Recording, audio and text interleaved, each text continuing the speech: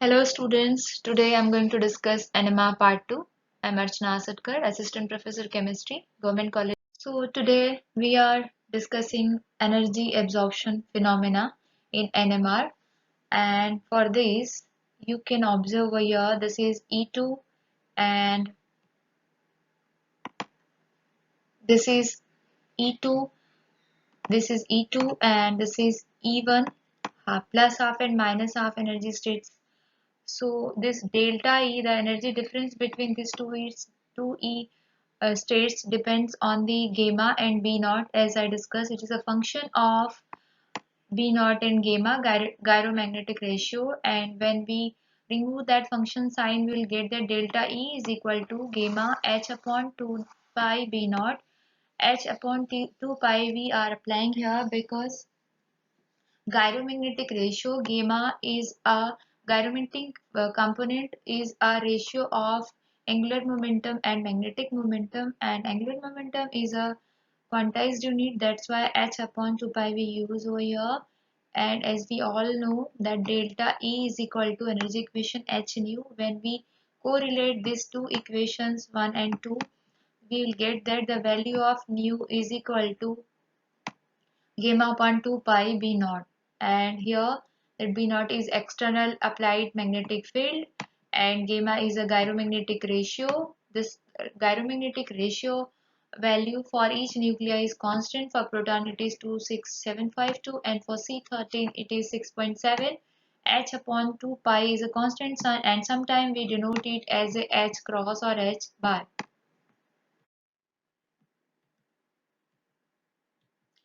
And this is the mechanism of energy absorption in NMR. We will try to understand the mechanism. So first of all, we'll take the example of top, that is spin. Top, that is toy usually played by children, and its motion we will consider it motion.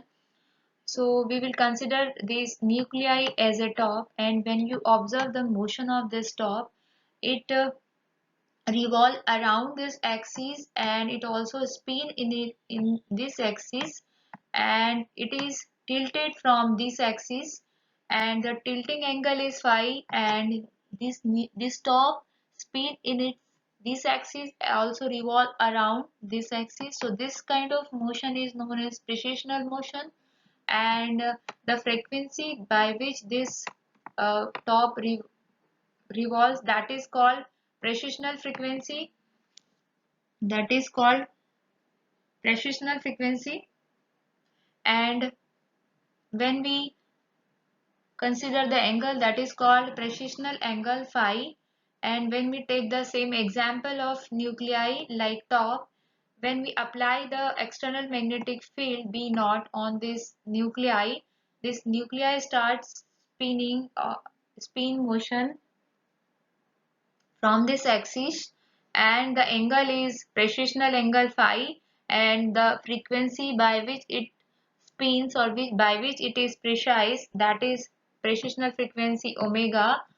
And suppose when we give the radiation to this nuclei, so this nuclei spins with the frequency with 60 megahertz, and by this precessional motion it generates two field, that is electric field and magnetic field. So when we apply the electromagnetic radiation, that is mu, on this nuclei of this same frequency, that is 60 megahertz, by applying this radiation, if these two values 60 megahertz, this frequency of this value and the precessional frequency of this nuclei 60 megahertz, these both are similar, in such cases the electric factor of electric component of this radiomagnetic wave and the electric component of this precessional frequency interact with each other, couple with each other, and resonance happens, and these electromagnetic radiations transfer its energy to the nuclei, and nuclei, the state of this plus a half nuclei change to the minus half, and resonance phenomena occur. Now we will calculate the population density of ground state and excited state, two energy levels. So here I am taking an example of proton, and when we apply 1.41 Tesla magnetic field, and when the nucleus starts precession and its precessional frequency is 60 megahertz, and in such a situation the value of the two energy spin states is usually that plus half and minus half is usually that delta E is equal to delta E is equal to that 2.39 into 10 to the power of minus 5 kilojoule per mole between two energy states, that plus half and minus half. And you, as you know, that this value is very less, and thermal energy is sufficient to promote the nuclei from lower spin state to higher spin states. So to calculate the population density between two states, we will use this Boltzmann equation, that n upper upon n lower is equal to E delta E my upon kt. K is your Boltzmann constant, and if you put the value of T is 298, we will get that for 20 lakh nuclei, the value of n upper upon n lower we'll get is 0.999991.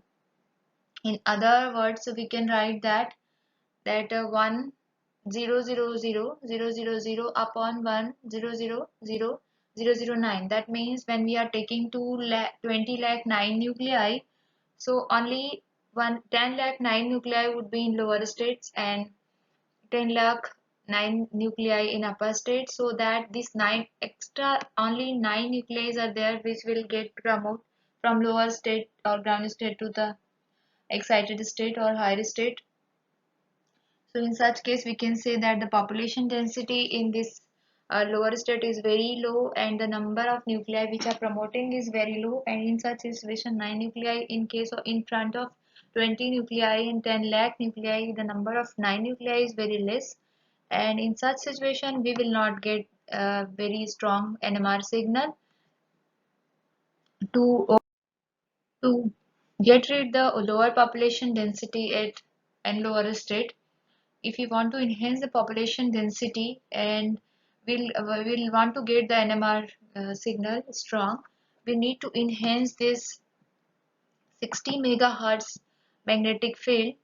It from 60 megahertz to we need to increase 500 megahertz, 600, 800 and 1000 megahertz. So by increasing the magnetic field, we will get the population density high, and the number of nuclei which will promote from lower state to higher state will be high, and thus we will get the higher uh, great NMR signal or strong NMR. So let us discuss shielding and deshielding phenomena. These two are completely opposite with each other, and they are relative phenomena. And shielding is defined as a nucleus whose chemical shift has been decreased due to addition of electron density or magnetic induction or other effects. Basically, shielding is a barrier which is made up of inner electrons, and due to this barrier, nucleus faces less electron external and magnetic field. When we say that the atom is deshielded or nuclei is deshielded, that means that chemical shift has been increased due to removal of electron density or magnetic induction effect around the nuclei, and this field opposes the applied magnetic field and so reduces the field experienced by the nucleus, and thus electrons are said to shield the nucleus. So let us understand this phenomena, shielding and deshielding, by this pictorial representations. So here we are taking two examples. This is nuclei and nuclei A and nuclei B. So this is the example of this A nuclei and B nuclei, and example of chloroethane. So this is Ha atom and this is Hb atom. So here you can see in this picture this Ha nuclei and Hb nuclei, and this is surrounded with electrons. So as compared to B, this A nuclei is surrounded with less electron and B nuclei is surrounded with higher electron. And when we apply this external magnetic field on this nuclei, on this atom, this chloroethane, so it, you know what happens, that these electrons which are surrounding this nuclei creates induced magnetic field, and this induced magnetic field generated by electron oppose this B naught, oppose this applied magnetic field, and thus this nuclei which should feel the applied magnetic field is lesser, because this electron creating induced magnetic field is opposing the external magnetic field. As so, however, in this case of this A nuclei which is having less electron in the surroundings, and these electrons are also creating induced magnetic field, and this induced magnetic field created by electron will oppose this B naught, but the electron density is less, so this nuclei will result in magnetic field by this nuclei will be higher as compared to this. So the chemical shift we will get will shift it to lower field, and we will get high chemical shift value, that high ppm value. However, in this case this will shift to upfield shift, and we will get lower chemical shift value. So here you can see that nuclei shielded with less electron, nuclei shielded with more electron, and this is highly shielded as compared to this. I'm taking here another examples of two. So, in case of dichloroethane and one monochloromethane, why this HA is surrounded with less nuclear electron and HB is surrounded with higher electron. So, simply you can observe over here that in case of chloroethane, this one chlorine atom is attached here with this neighboring carbon of this hydrogen HA, and this chlorine will withdraw electron of this CH bond and this CCl bond towards itself, and the electron density at this side will decrease. However, in case of this HB, the distance between this hydrogen nuclei and chlorine nuclei is 3 bond distance, and as compared to this HA, this HB nuclei will, the electron density around this Hb nuclei would be higher, because the distance from this to this is higher as compared to this H proton. And now when we see the, so for Hb we will get signal at our field direction, and for Ha we will get signal at downfield direction. When we consider the example of dichloroethane, and this is Ha atom or Ha nuclei, and this is Hb nuclei of dichloroethane, because here you can observe that two chlorine atoms are here, and they will withdraw the electron of this CH bond, and this Ha will be, now this Ha nuclei's chemical shift will be more deshielded, because two chlorine atom are here, and this two chlorine group will uh, uh, withdraw electron from CH bond towards themselves, and here we will find the electron deficiency and more deshielding will occur. However, in case of HB, the bond distance between this HB and Cl is 1, 2 and 3 bond gap is there, and so the HB is more shielded, because the electron density of this CH bond will be here. So as compared to this HA, so HB is more shielded as compared to HA, and so HB will give low ppm value and HA give high ppm value. So we will try to understand the shielding and deshielding phenomena completely now by using this picture. So for shielding, that you can see that dichloroethane, for Ha this is deshielded proton, because this due to presence of these two chlorine groups, and in case of this Hb this is shielded proton. So this is relative phenomena, Hb is shielded than Ha.